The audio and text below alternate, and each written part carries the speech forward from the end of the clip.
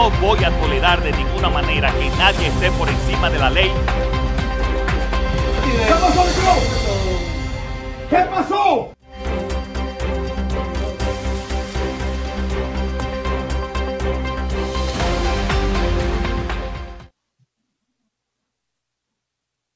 Su espacio El Expreso RD. Yo soy Rafael Lara. Como siempre, informaciones importantes de la República Dominicana y el mundo para todos ustedes.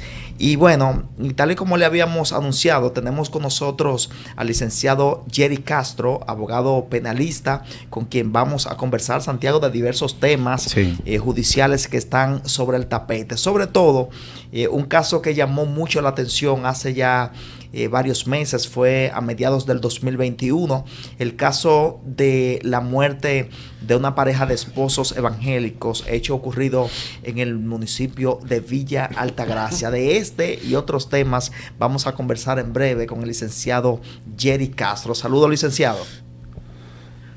Buenas tardes, Lara. Gracias por el espacio.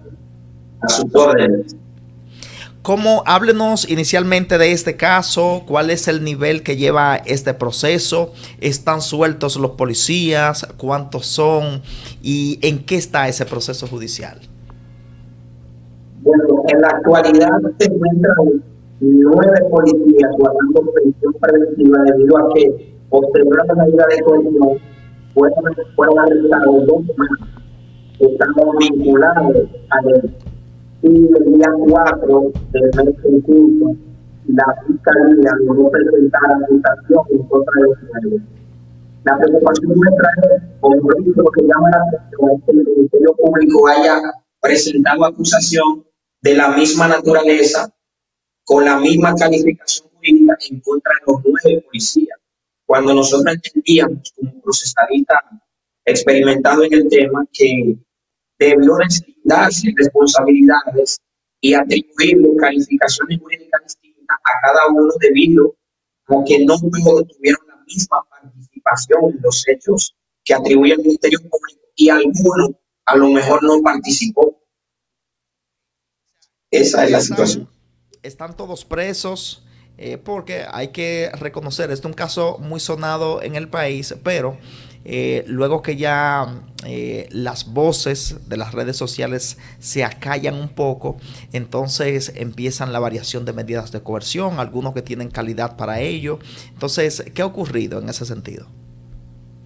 Bueno, en la actualidad se encuentran todos detenidos todavía, guardando prisión preventiva, ya que en la revisión obligatoria se les renovó a todos de manera individual la prisión, aunque el día primero, que te doy como primicia, que está fijada la audiencia preliminar para el día 1 de marzo, ese día tienen revisión algunos de ellos. En ese sentido entiendo que ahí pudiera discutirse la variación de la medida de coerción previo al conocimiento de la audiencia preliminar. ¿Dónde están guardando prisión ellos? Bueno, actualmente hay 2 detenidos guardando prisión en la cárcel de operaciones especiales que entró dentro del sistema del nuevo modelo. Y en la cárcel del Polvorín se encuentra el coronel Mariñez. En la Concepción de la Vega hay 2. Y en el Pinito de la Vega se encuentra actualmente Anthony Castro guardando prisión preventiva.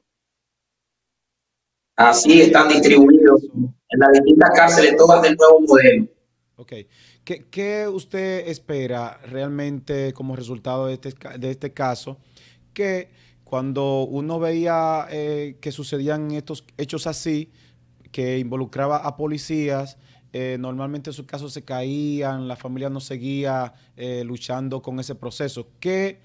¿Cómo usted ve la familia de estos pastores evangélicos que están pendientes de ese caso y piensan llevarlo hasta las últimas consecuencias? Fíjate, es lamentable que en un hecho tan doloroso haya precariedad en el desarrollo de la investigación. Es cierto que el Ministerio Público tiene algunas pruebas que comprometen de alguna manera responsabilidades, pero de forma material, en el fondo, en cuanto a lo que tiene que ver con haberse producido la muerte, la ejecución de la vida de esas personas, hay cierta preocupación procesal debido a que, por ejemplo, el Ministerio Público está sometiendo a 9 personas por violación a la ley, al artículo 265 sobre asociación de malhechores, 295 sobre homicidio, etcétera, etcétera. Pero ¿qué pasa? Los 9 policías no ejecutaron la misma vida. Una arma o 2 armas debieron disparar en contra de esas vidas. Entonces debe deslindarse la responsabilidad del homicida con la responsabilidad del cómplice, la del que colaboró para ocultar pruebas o la del que colaboró para entorpecer la investigación y la del que no participó. Entonces no se ha hecho así. Por lo tanto, es una tarea difícil en el juicio. Sí entiendo que en la audiencia preliminar, entiendo que todos probablemente irán a juicio, pero no todos quedarán en prisión. Esa es la percepción de carácter técnico legal que poseo ahora mismo, visualizando la acusación y su contenido. Hay unos audios, el Ministerio Público hábilmente se anunció una autorización para la escucha telefónica después del hecho, pero esos audios no comprometen de manera directa en cuanto a la ejecución material, por instrucciones de quién y de qué forma se organizó esa operación que no fuera de carácter institucional. Entonces, hay un tema que genera una discusión académica en virtud de que varios de esos policías estaban actuando bajo el mando superior. Por lo tanto, estaban trabajando para la institución y estaban de servicio, salvo uno que excepcionalmente se dice que no estaba de servicio ese día, que es de los últimos arrestados, de los 2 que arrestaron últimos. Entonces, ¿a qué acudió ese lugar, de acuerdo a la investigación? De acuerdo a la investigación, exacto. O sea, esa persona, el último que arrestaron, que dice usted, ¿a qué fue el lugar si no estaba de servicio? Bueno, según el Ministerio Público, le atribuye haber acompañado al oficial superior al lugar del evento. Okay. Supuestamente, estas personas llegaron primero al lugar del evento y posteriormente llegó el apoyo de la nueva patrulla. Eso lo dice el contenido práctico del Ministerio Público.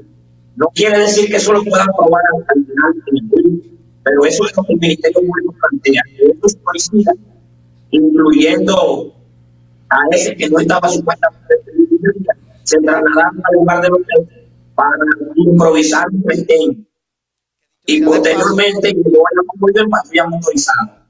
Que dicho sea de paso, el coronel tampoco estaba de servicio, porque tengo entendido que tenía un permiso o algo. ¿No era así? Bueno, supuestamente él había pedido un permiso en el transcurso del día, porque recuerda que estaba en una etapa de pandemia. Okay. Y aparte de hecho, entraba la Semana Santa. Y supuestamente había pedido un permiso para ir a su casa. Esta es teoría de caso, la del coronel. La defensa de él deberá desarrollar en su trabajo. Perfecto. Doctor, cambiando de tema, usted hace muy buena presencia en las redes sociales. Imagino que ya usted vio una información que dio el doctor Guido Gómez Mazara en el día de hoy, que ha estado arrasando este tema, donde él dice que en las próximas horas un exfuncionario del pasado gobierno estaría haciendo un acuerdo con el Ministerio Público para entregar 100 millones de pesos que habría obtenido de manera irregular en el pasado gobierno. ¿Qué información usted tiene de esto? Y háblenos un poco de esos acuerdos que se hacen, no sé si extrajudiciales, con el Ministerio Público. Usted me dirá, ¿cuál es el aval jurídico de este tipo de acuerdos? Fíjate, se ataca mucho la posibilidad que tiene el Ministerio Público de jugar con esa facultad de pedir penas. Fíjate qué es lo que pasa con los acuerdos. Los acuerdos sí están fundamentados legalmente, inclusive, básicamente desde el punto de vista jurídico, en el artículo 340 y otros del Código Procesal Penal, sobre las salidas alternas. Okay. Pero ¿qué acontece? El Ministerio Público, en un hecho que tiene la facultad de pedir una pena desde 5 a 20 años, por decir un ejemplo, Si el Ministerio Público tiene debilidades en el caso y le oferta a un determinado imputado la posibilidad de pedir una pena inferior a la máxima a cambio de que ese imputado sirva información o colabore con el esclarecimiento de la investigación, eso es posible. Lo que pasa es que todo va a depender de si el Ministerio Público entra en el chantaje de amenazar con sometimiento o realmente tiene pruebas en contra de esa persona que es candidato a imputarle un tipo penal. Eso es lo que pasa, pero los acuerdos son válidos y están fundamentados en aspectos legales contenidos en el Código Procesal Penal y otras normas. Por ejemplo, un determinado funcionario que oferta la devolución de fondos, eso pudiera encajar dentro de la posibilidad de que además de la devolución de los fondos, esa persona esclarezca de dónde vinieron esos fondos y a través de quién logró obtenerlo. Y eso podría esclarecer la investigación y llevarla más arriba o ampliarla mucho más. Y eso podría comprometer a las personas. El Ministerio Público no ofertaría esa posibilidad. Entonces, aparte de que está contenido en la norma, el Ministerio Público juega con esa posibilidad de plantearle a un determinado imputado: mira, voy a pedir 5 años en vez de 10 si tú me colaboras. Si tú me das informaciones. Por ejemplo, esos acuerdos, como el que Rafael hizo mención de que pudiera haber una persona, un funcionario que está evitando caer preso y él llega a un acuerdo con el Ministerio Público, ¿eso es legal que se haga, que no se judicialice al funcionario y entregue sus bienes y ya? Es que el artículo 34 del Código Procesal Penal, que habla sobre el criterio de oportunidad, plantea eso. Ahora, ¿cuáles son los requisitos para un posible acuerdo entre el Ministerio Público y la parte imputada? En este caso, cuando hay víctima, la exigencia de la ley es indemnizar a la víctima. En este caso, la víctima es el Estado. Entonces, si el Estado recibe una especie de indemnización, que en este caso serían los fondos que se están devolviendo, más pudiera recibir otros fondos por encima como compensación por el perjuicio que se le ha ocasionado, entonces ya está indemnizada la víctima. Pero eso puede hacerse público. Claro. O sea, ¿el Ministerio Público tiene que hacerlo público o se queda con eso callado? No necesariamente, no necesariamente. Lo que pasa es que el populismo está de moda. Ahora, si el Ministerio Público me plantea a un imputado que yo represento un acuerdo de esta naturaleza, lo primero que yo exigiría como defensa para garantizar su derecho a la intimidad es que no se haga público eso. Ahora, lo hacen público por el asunto mediático que genera la transacción legal, por decirlo así. Porque no necesariamente, incluso pondría la vida en peligro de un imputado que está sintiendo informaciones comprometedoras a gran escala, revelar que ese ciudadano ha otorgado informaciones que comprometen la responsabilidad de otros que están en libertad. Entonces, lo único es que por el criterio de protección a testigos y garantía de derechos no se revelen los datos. Lo que pasa es que una cosa es la sensación que genera el morbo, el tema, y otra cosa es lo elegante que jurídicamente pudiera ser. Muy bien, sí. Yo no sé si usted se involucra mucho con los temas electorales, con el derecho electoral en la República Dominicana, pero usted habrá visto el preacuerdo que firmaron 6 aspirantes a la precandidatura presidencial del Partido de la Liberación Dominicana. Ellos se comprometen a hacer una consulta y obviamente detrás de ese acuerdo está el que se puede eximir de realizar algún pataleo, es decir, que si hay algún elemento irregular, usted firmó un acuerdo, es notarizado y todo, entonces no tendría la posibilidad de acudir a una de las altas cortes, en este caso el Tribunal Superior Electoral.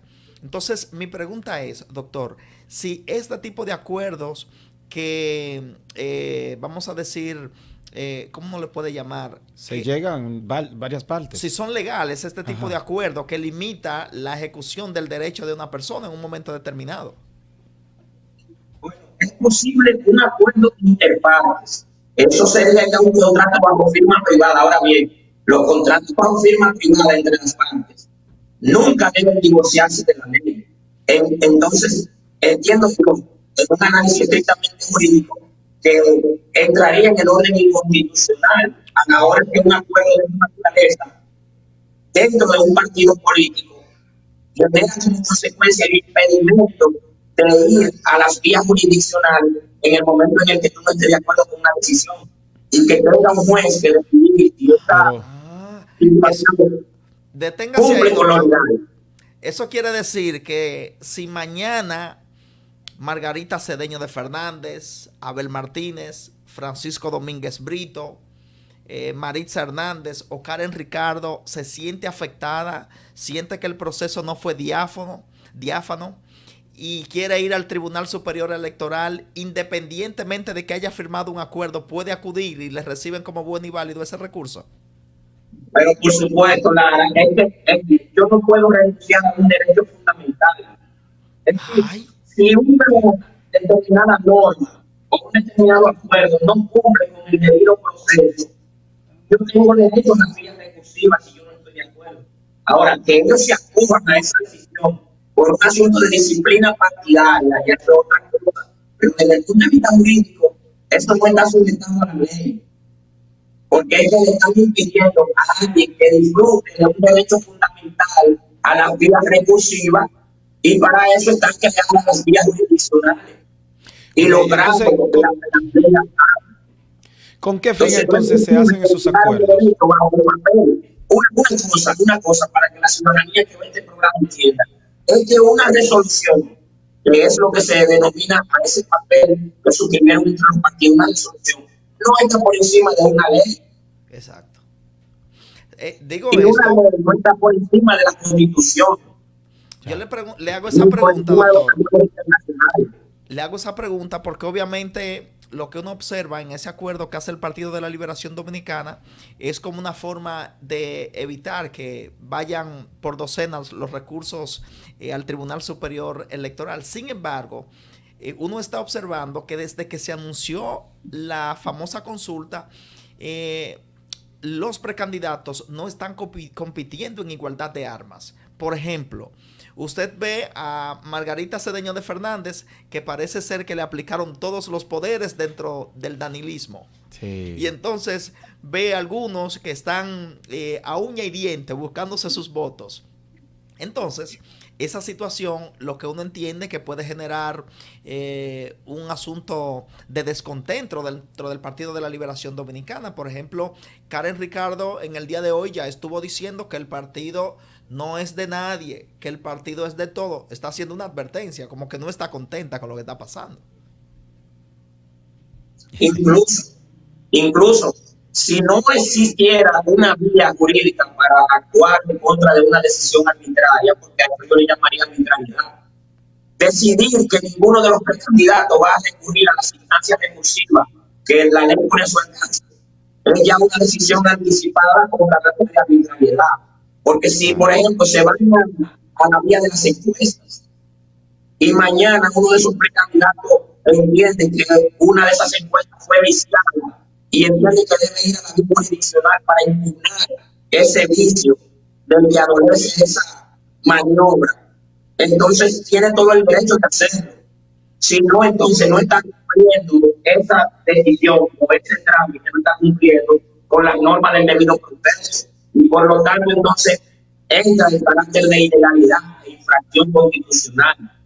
Entonces, no hay lugar a esa posibilidad de que mediante una resolución los partidos políticos, cualquiera que sea, impidan que un candidato, que un precandidato, agote las vías que entiendan el lugar para atacar una situación que lesiona un derecho que tiene. Ahora, que yo decida no realizar, pues lo llamaríamos primarias, para competir, que lo hagan mediante otro mecanismo. Ese otro mecanismo tiene que encajar dentro de las normas del debido proceso, no importa cuál sea. Doctor, prepárese. Prepárese que usted va a ser el abogado de uno de ellos.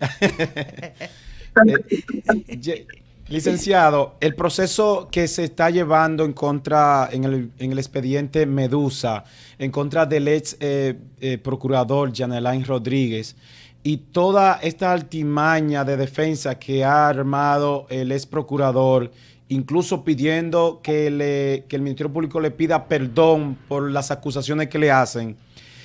¿En qué terminará todo este proceso, según usted? Bueno, fíjate, yo lo que pienso es que el Ministerio Público, el único error que ha cometido en esos procesos que están en la palestra pública es darle tanto sensacionalismo, porque es posible que haya condenas, pero no es que la población espera. Porque fíjate qué pasa. La posibilidad más amplia que tiene el Ministerio Público en esos procesos es la de lograr sanciones por lavado de activos exclusivamente. El ámbito de corrupción es difícil de probar ahí cuando no hay corruptos y corruptores. Cuando tú no puedes determinar de qué forma ocurrió la maniobra fraudulenta y quiénes colaboraron de cada parte, es imposible tú probar que una determinada acción se dio bajo el formato de la corrupción. Por ejemplo, en una licitación, la ley de transparencia debe ser modificada por eso, porque no conlleva sanciones.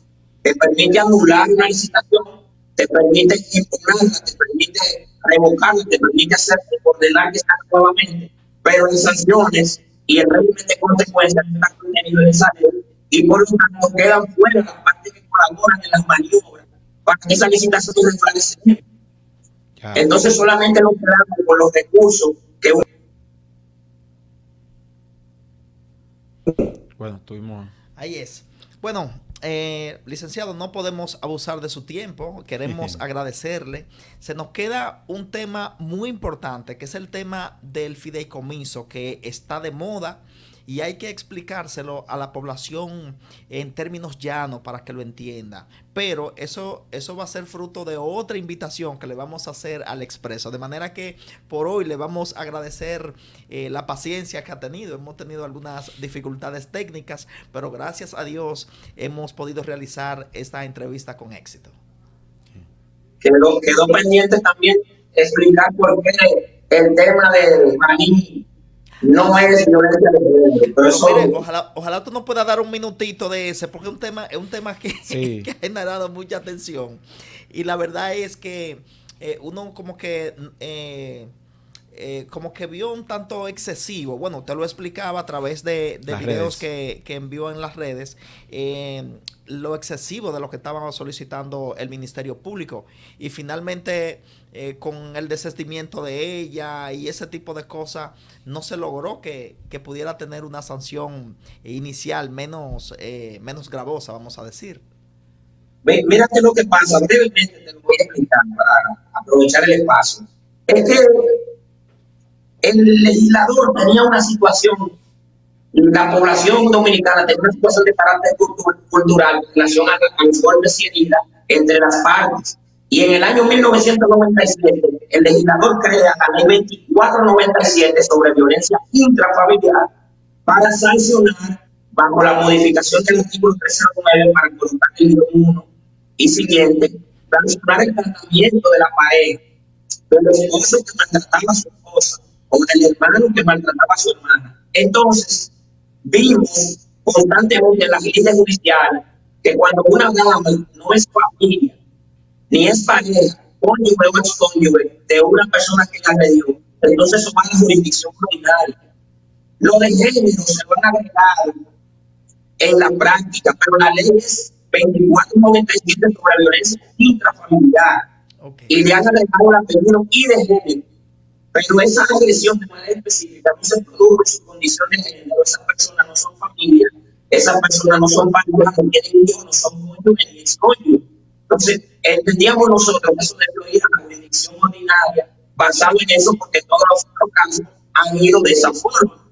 Y hay múltiples sentencias que podemos nosotros conseguir a donde queda sustancia de que eso está así. Cuando una femenina va a la fiscalía y denuncia un hecho, se determina qué vínculo de parentesco tiene con el agresor y ahí se le quita responsabilidad. Pero más adelante podemos también. Eso quiere decir que es el poder de las redes sociales al que ha estado decidiendo en los tribunales en los últimos casos que se han estado presentando. Bueno, las redes tienen su cuota de participación. Somos amigos de las redes, pero no debemos dejar de reconocer que las redes tienen su pro y su contra en materia judicial.